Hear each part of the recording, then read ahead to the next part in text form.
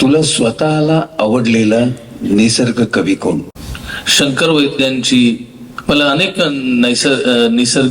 निसर्ग कवी आणि कविता माहित आहेत, परंतु शंकर वैद्यांची एक कविता मी नेहमी कोट करतो, पुन्हा पावसाचीच आहे. छत्री नावाची कविता. कविता अशी आहे की या अशा मुसळधार पावसात, छान आहे. या अशा मुसळधार पावसात तुमच्यासारख्या अनोळखी तरुणीला विश्वासानं माझ्या छत्रीत यावंसं वाटलं, याचं बरं वाटतं. या अशा मुसळधार पावसात तुमच्यासारख्या अनोळखी तरुणीला विश्वासानं माझ्या छत्रीत यावंसं वाटलं, याचं बरं वाटतं. या अशा पावसात कुणीतरी सोबत हवंच. या अशा पावसात कुणीतरी सोबत हवंच. छत्री तशी छोटीच आहे, पण घेईल सामावून दोघांनाही समजुतीने चाललो तर. छत्री तशी छोटीच आहे, पण घेईल सामावून दोघांनाही समजुतीने चाललो तर. पुढे पाणी बरंच साचलेलं आहे, रस्ता चाचपत पावलं टाकायला हवीत. पुढे पाणी बरंच साचलेलं आहे, रस्ता चाचपत पावलं टाकायला हवीत. तुम्ही माझ्या हाताचा, आपलं खांद्याचा आधार घ्या.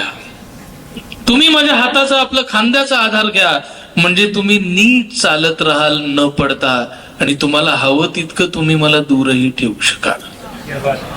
तुम्ही हवं तितकं मला दूरही ठेवू शकाल. मी तुमच्याकडे न पाहता चालतो आहे खरा, पण मला कुठून तरी केवड्याचा वास येतो आहे.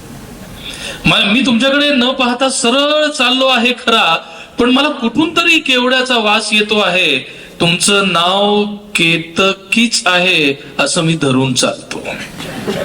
तुमचं नाव केतकीच आहे असं मी धरून चालतो. तुमच्या बोटातली अंगठी कळते आहे माझ्या खांद्याला. लक्ष कसं सारखं तिथंच घोटाळतंय. लक्ष कसं सारखं तिथंच घोटाळतंय. पावसाचा जोर वाढलाय, लक्ष कसं सारखं तिथंच घोटाळतंय. अरे, तुमचं पोहोचण्याचं ठिकाण तर मागेच निघून गेलं, तुम्ही बोलल्या कशा नाहीत? तुमचं पोहोचण्याचं ठिकाण तर मागेच निघून गेलं, तुम्ही बोलल्या कशा नाहीत? माझं काय, कुठे पोहोचण्याच्या उद्देशानं मी घराबाहेर पडलेलोच नव्हतो.